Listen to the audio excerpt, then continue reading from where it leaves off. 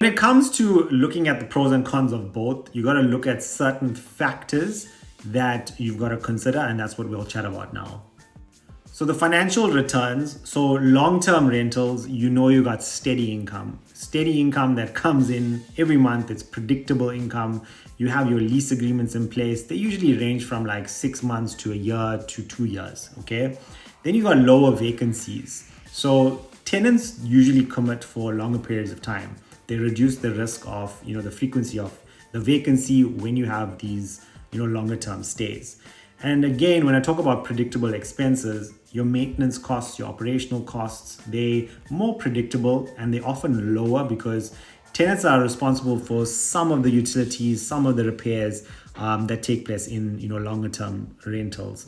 Now, short term rentals, it's might be higher revenue, okay, but it can generate, a little bit more problems. Yes, there's premium revenue, there's premium rates that take place during peak seasons, but also there's seasonality with it. Income fluctuates based on seasonality, location, local events that take place around the area. There's also additional fees that you can incur. Operational costs, you might not know what that could be. There's cleaning, utilities, management fees for people that are, taking care of the actual short-term property stay. The next thing you want to consider is the complexity of the management. So with long-term rentals, much lower management intensity, because there's less, frequency in tenant turnover, there's less effort that's required, less time screening, marketing, and, property preparation. Much more simpler approach to investing.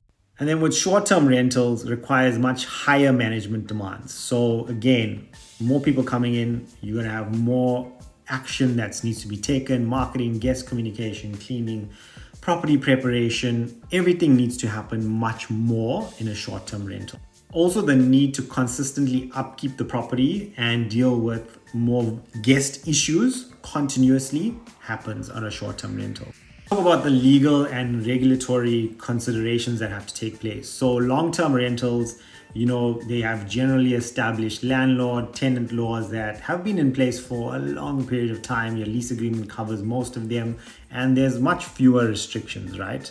With short-term rentals, you're not allowed to have these in most places. A lot of places don't like short-term rentals. It's too noisy. The place is just not set up for it, and they go outright and they ban short-term rentals. So let's talk about market demand and location. So long-term rentals, let's talk about the consistency demand. So they are more stable in areas with strong residential demand, such as cities with large working populations or near universities. They're not as much dependent on whether it's nice for tourists or the seasonality of it. Now, short-term rentals, high demand in tourist areas. That is key. Best suited for locations with great tourism, great attractions, business travel, events that are close by. It's a very driven demand. When it comes to the impact of economic conditions, so you've got to look at it as, are there travel restrictions, change in tourist behavior? Is there stuff around the short-term rental that can actually attract them to actually stay there? The main thing you want to consider is the cost and the investment consideration. Okay, so long-term rentals, the initial setup costs are usually lower. Okay, so again, you can buy less luxuriously furnished places. You don't even need to spend that much money. And wear and tear over time is much lower in long-term rentals because of the less use of people.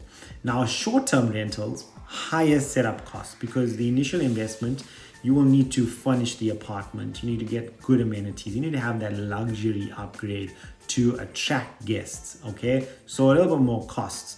Also, operational costs are higher. Cleaning, utilities, maintenance, breakage, everything that comes along with short-term rentals. In summary, long-term rentals, they're ideal for investors seeking steady, predictable income with less management complexity and uncertainty.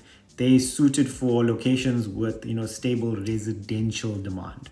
Now, short-term rentals, these are for people that want higher returns but require more intensive management they want or they can take on greater market risk, regulatory risks, and they're best for prime tourist locations with very high demand of tourist areas.